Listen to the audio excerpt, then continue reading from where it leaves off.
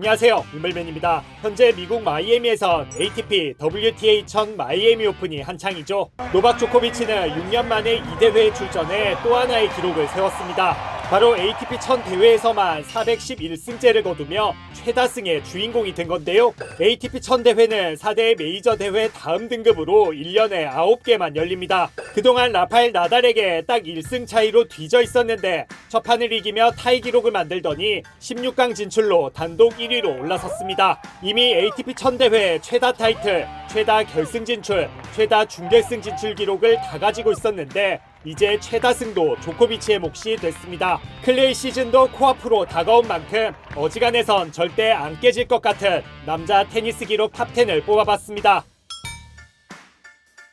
조코비치가 2016년 6월에 세운 역대 최고 랭킹 점수입니다. 숫자가 크긴 한데 얼마나 대단한 건지 감이 잘 안 오신다고요? 점수 산정 기간인 2015년 6월부터 이듬해 6월까지 그 시점 조코비치는 4대 메이저 대회 모두 디펜딩 챔피언이었습니다.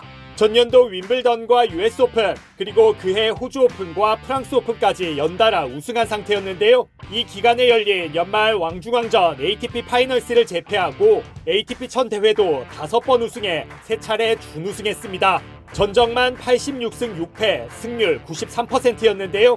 즉 몬테카를로 마스터스를 뺀 큰 대회는 모조리 결승에 올랐고 대부분 우승에 쌓았던 점수인 겁니다. 참고로 2위는 2006년 페더러의 15,903점이고 3위는 2009년 나달의 15,390점입니다.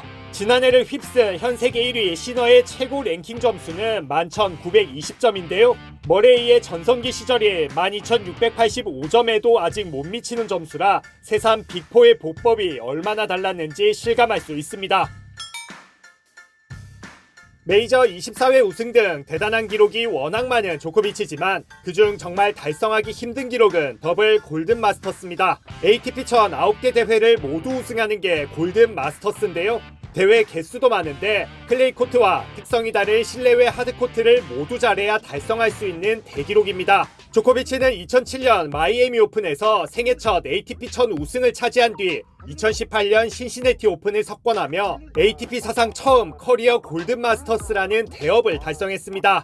이것도 조코비치만 세운 기록이었는데 2년 뒤 신시내티 오픈을 다시 우승하며 더블 골든 마스터스라는 새로운 역사를 썼습니다. 참고로 9개 퍼즐에 페더러는 2개, 나달은 3개가 부족한 상태로 은퇴했습니다. 무엇보다 조코비치는 트리플 골든 마스터스 가능성도 열려 있습니다. 현재 몬테카를로 마스터스를 뺀 모든 ATP 1000 대회를 3번 이상 우승한 상태인데요. 다가오는 올해 대회를 석권하면 조코비치는 전임 미답의 기록을 다시 쌓게 되는 겁니다. 조코비치는 이미 4대 메이저 대회를 한 번도 아닌 각각 3번 이상씩 우승해 트리플 커리어 그랜드슬램 대업도 이룬 상황입니다. 나달이 프랑스 오픈에서 기록한 단일 메이저 대회 최다 우승 기록입니다. 첫 우승은 2005년, 마지막 타이틀은 2022년으로 18년 동안 딱 4번 빼고 모두 우승했습니다. 한 코트 표면에서 최강 면모를 보이면서 10수년 이상 꾸준해야 얻을 수 있는 대기록인 건데요. 나달은 자신의 마지막 프랑스 오픈이었던 지난해 대회에서 1회전 탈락했죠. 당시 은퇴 여부를 확실히 결정하지는 않은 상태라 나달은 주최 측이 제안한 기념식도 사양한 채 코트를 떠났습니다. 이제 공식 은퇴한 만큼 올해 주최 측은 프랑스 오픈의 사나이 나달을 위해 아주 성대한 은퇴 기념식을 준비 중이라고 밝혔습니다. 참고로 이 부문 2위는 호주 오픈에서 10회 우승한 조코비치입니다. 나달은 10년 연속 매해 메이저 대회를 1회 이상씩 우승한 선수, 10번 이상 우승한 대회만 총 4개라는 독보적인 기록도 가지고 있습니다. 나달이 클레이 코트에서 기록한 다니엘 코트 최다 연승 기록입니다. 나달은 2005년 4월 가엘 몽피스를 이긴 뒤 2007년 5월 함부르크 오픈 결승에서 로저 페더러에게 지기까지 클레이 코트 81연승을 내달렸습니다. 잔디와 하드코트 최다 연승 기록은 모두 페더러가 가지고 있는데요.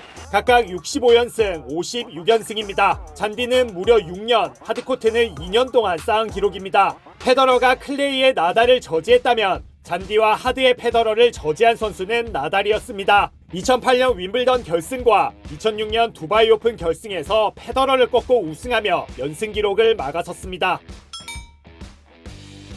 그렇다면 각 코트 말고 그냥 투어 대회 최다 연승 기록을 가진 선수는 누굴까요? 빅3도 아닌 비웰은 볼입니다. 1977년부터 78년까지 53연승을 기록했습니다. 참고로 빅3의 최다 연승 기록은 조코비치가 43연승, 페더러는 42연승, 나달이 32연승입니다. 보리는 코트 특성이 다른 프랑스 오픈과 윈블던을 3년 연속 동시에 우승한 유일한 선수인데요. 특히 76년 윈블던부터 81년 프랑스 오픈까지 메이저 대회를 27번 나가 11번 우승해 우승 확률 41%를 기록했는데 40여 년이 지난 현재까지 깨지지 않고 있는 최고 승률입니다. 페더러가 기록한 최다 연속 세계 1위 기록입니다. 2004년 2월부터 2008년 8월까지 무려 4년 6개월 동안 세계 1위를 지켰는데요. 200주 이상 연속 1위는 페더러뿐이고 2위 지미 코너스와 3위 이반 랜들과도 격차가 큽니다. 428주로 역대 최장기간 1위 기록을 보유한 조코비치도 연속 1위는 122주에 불과합니다. 페더러의 메이저 대회 연속 결승 진출 기록입니다. 2005년 윈블던부터 2007년 US 오픈까지 연이어 결승에 올라 8번이나 우승했는데요. 연속 4강, 8강으로 범위를 넓혀도 기록 보유자는 페더러입니다. 36연속 8강에 올라 이 가운데 23연속 준결승에 진출했던 건데요. 기간으로 따지면 2004년 윈블던부터 2013년 프랑스 오픈까지 무려 10년 동안 쌓은 대기록입니다. 이 기간에 나온 페더러의 US 오픈 5연패도 깨기 힘든 기록이라는 평을 받습니다.